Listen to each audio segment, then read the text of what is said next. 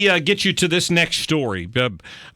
Anti-abortion efforts in the state of Oklahoma, because we know what they're doing out in Ohio, and we know what there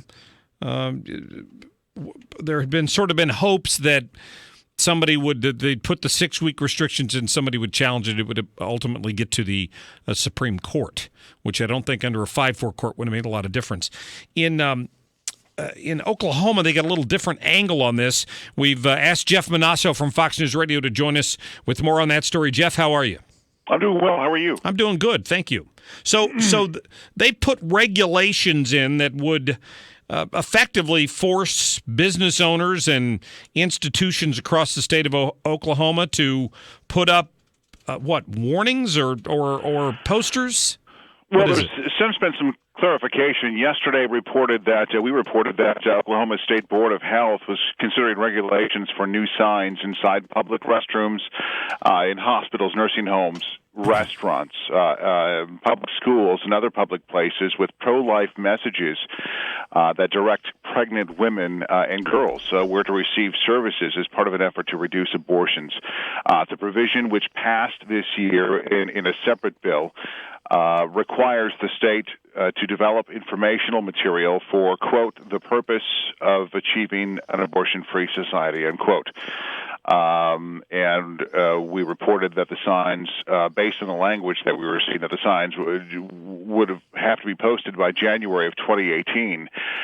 Though groups were representing hospitals and restaurants, they said, look, I mean, this is an expensive requirement. They estimate about $2.3 million. And it's kind of a difficult task. I mean, the signs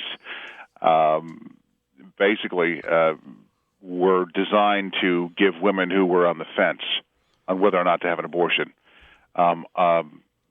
an option, an option, a different avenue, and basically say there are options for you. We've got some clarification. Lawmakers who sponsored the bill they say the language has caused some big confusion, and so this morning they were out with a statement. State Senator A.J. Griffin, she sponsored the bill. She clarified in a statement to lawnews.com that posting the signs is totally voluntary rather than mandatory, as most people thought based on the language of the bill. And she also acknowledged that the language of the law led some to getting the wrong impression. As far as who's supposed to pay for the signs, she tells Law News that the law basically says that the Department of Health shall make the signs available. So in other words, they're not mandatory, and businesses don't have to pay for them. But if you want them, we will produce them, and you can hang them in your public bathroom. And they're willing to do that. This is all separate from the Oklahoma Supreme Court blocking a different state law regarding abortion. That happened yesterday, right? I don't know. Okay, so it's separate from this issue. Okay. Yeah, but I mean, the 20-week abortion ban, the one that John Kasich signed in Ohio, vetoing the heartbeat bill.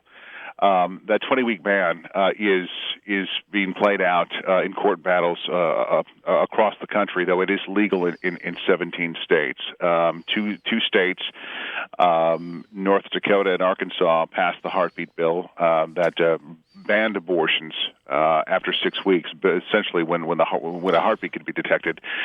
Though federal courts have ruled that those laws were unconstitutional, and the Supreme Court tossed that. They refused to take it up. So essentially, it's stuck in limbo. And I think that lawmakers in Ohio, for instance, they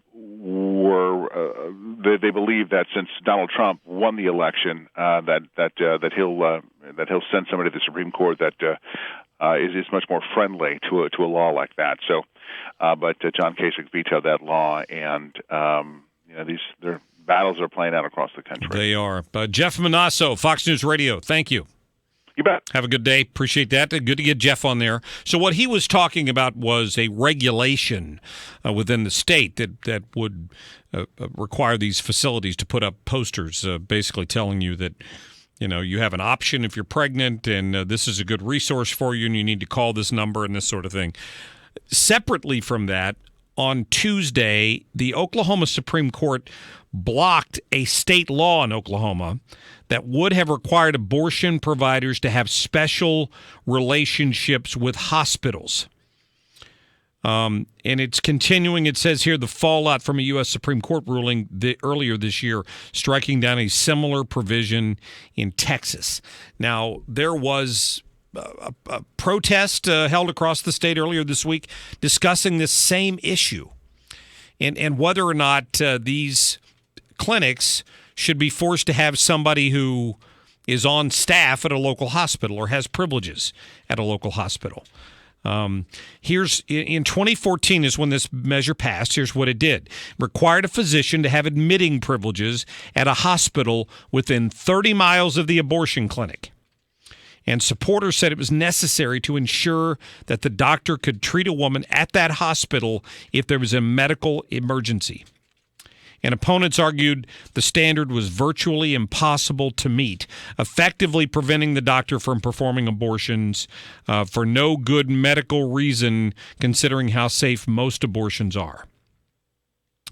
We had a similar effort here in Missouri, I know that, and lawsuits have been filed over that. So the drumbeat continues. It goes on, and so the one in Oklahoma for now at least is blocked unless they appeal it to a higher court. We'll see how that goes. I love when I glance onto different websites these days and I continue to see these stories of the Democrats pointing blame. There's another article on Politico today titled "How